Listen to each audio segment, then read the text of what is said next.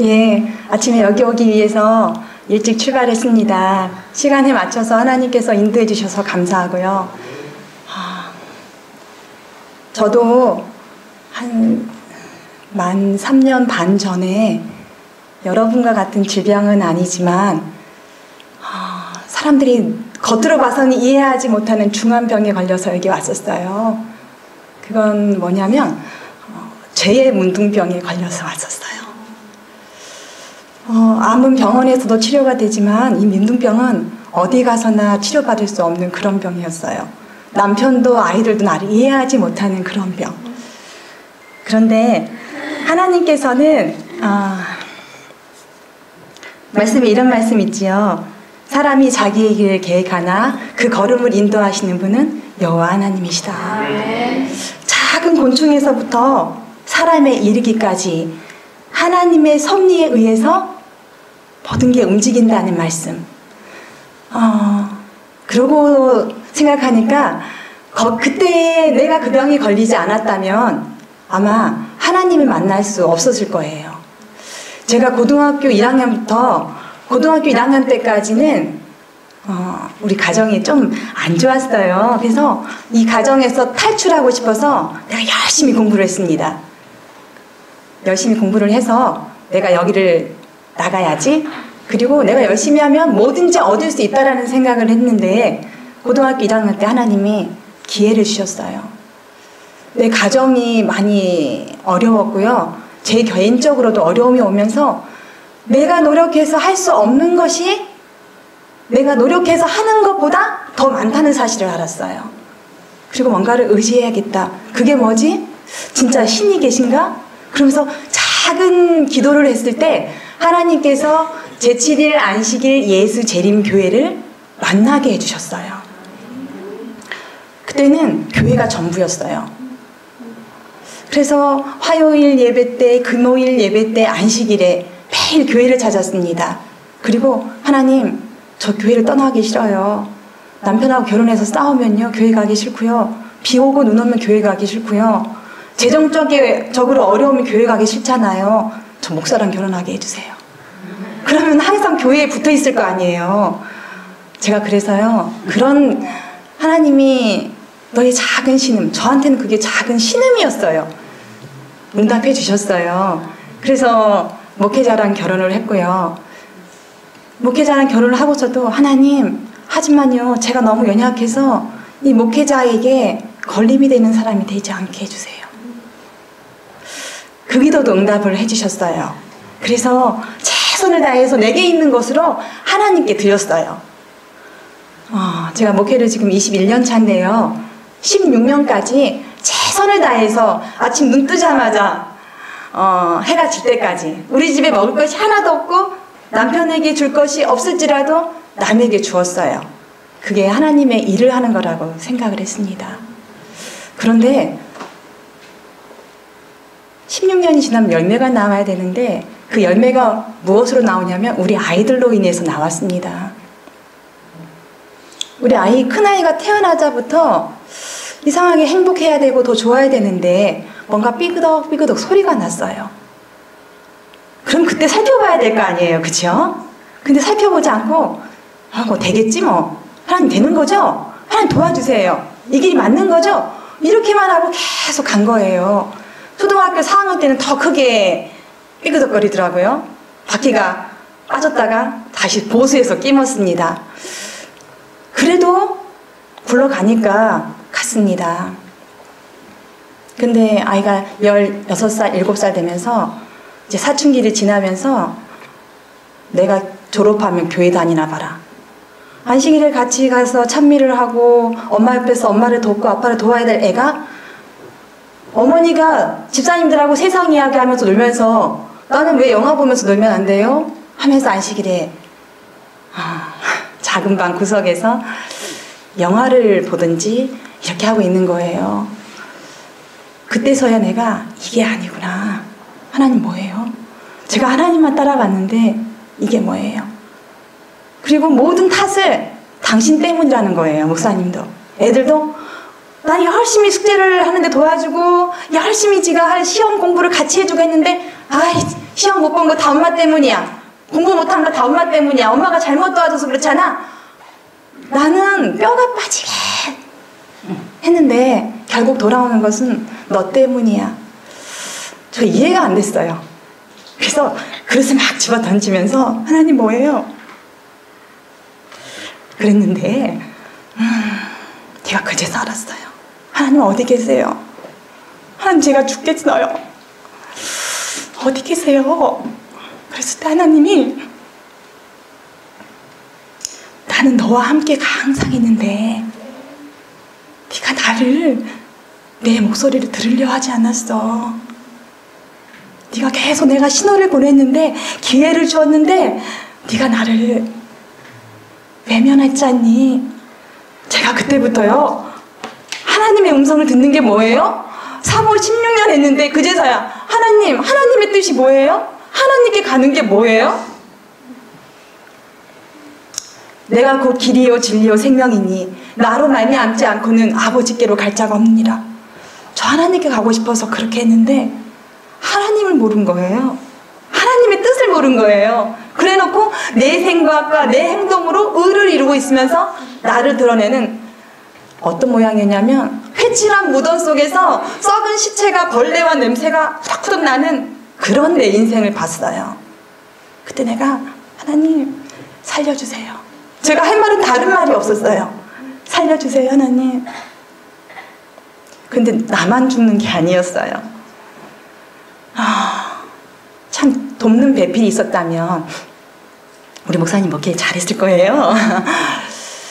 좋은 배필이 못 되어서 우리 목사님한테 영향을 줬고요.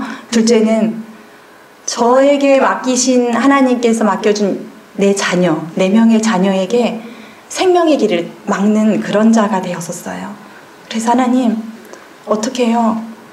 실이 막 엉켜져 있는데 어디서부터 풀어야 될지를 도무지 알 수가 없었어요.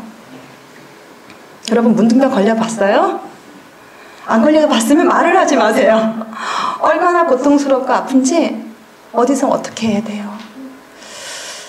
그때 부도난 사람이 어떤 심정인가를 이해하면서 하나님 저 몰라요. 제 인생 하나님께 맡깁니다. 그리고서는 올스톱을 했어요. 하나님의 뜻이 뭐예요? 하나님 해결해 주실 거죠. 회복시켜 주신다고 하셨으니까 해주실 거죠 하고 이제 하나님의 뜻대로만 가고 싶었어요. 내 머리끝부터 발끝까지 온전히 죄의 문둥병, 죄인이라는 걸 깨닫게 해주셨어요. 그래서 하나님께 저요 아무것도 안 할래요. 교회 봉사요? 아니요. 찬양? 기도? 저 할 수 없어요. 내 입으로 내 생각으로 했던 거 다 멈추겠습니다. 하나님 새 것을 넣어주세요. 그리고요 하나님 구하면 주신다고 했죠? 제가 그 다음부터는요 말씀으로 구합니다. 여러분은 뜻으로 기도하지 마세요.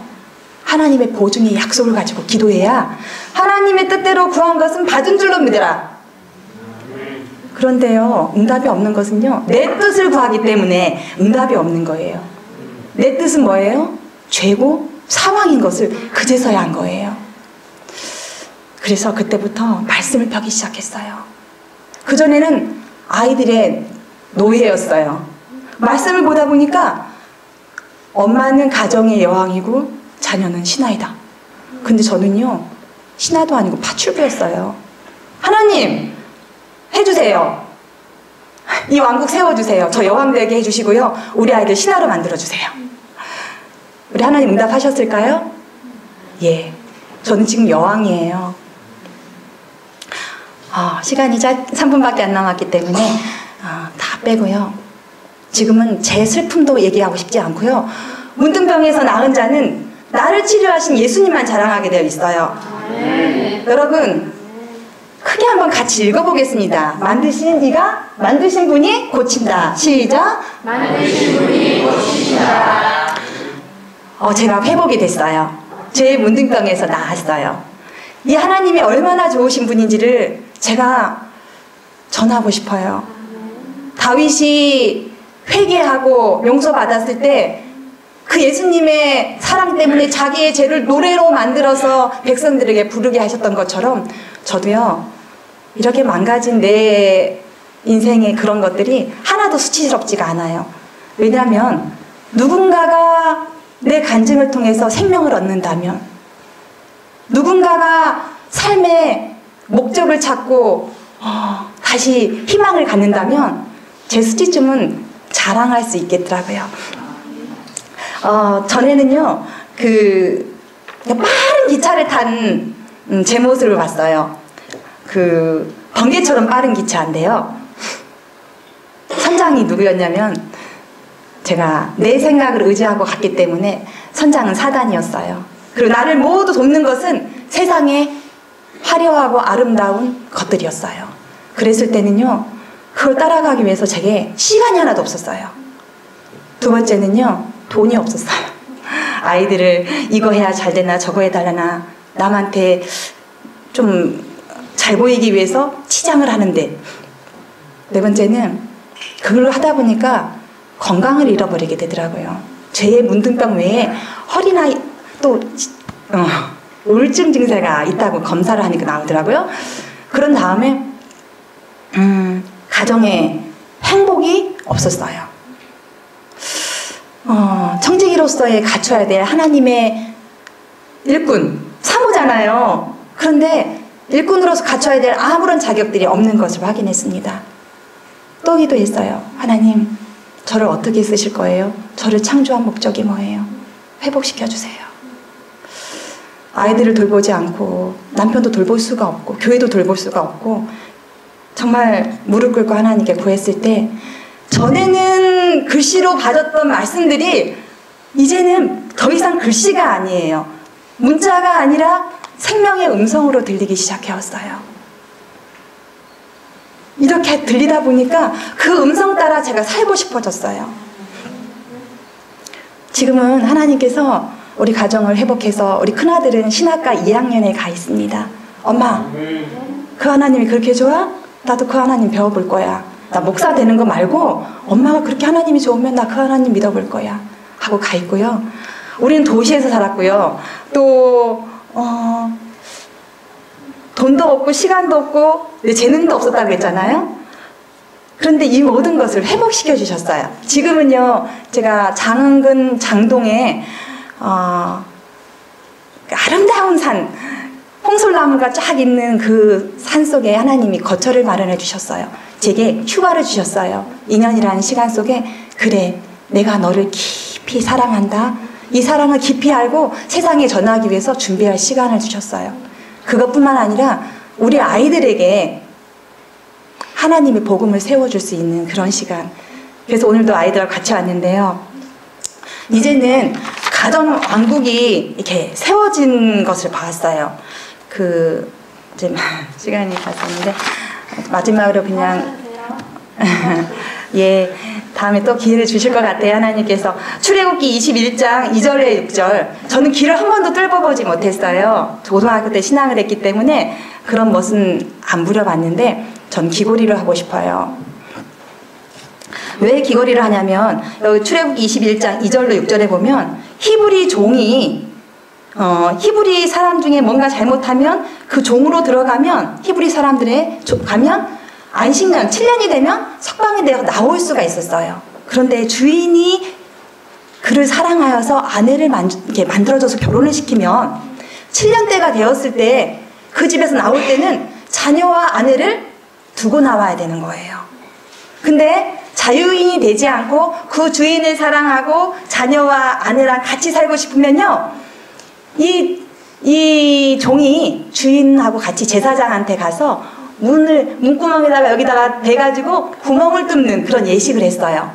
전에 그 이야기를 읽을 때, 야, 그 사람 얼마나 창피할까? 나는 평생 종이라는, 얼마나 부끄럽고 창피할까? 그렇게 생각했는데요.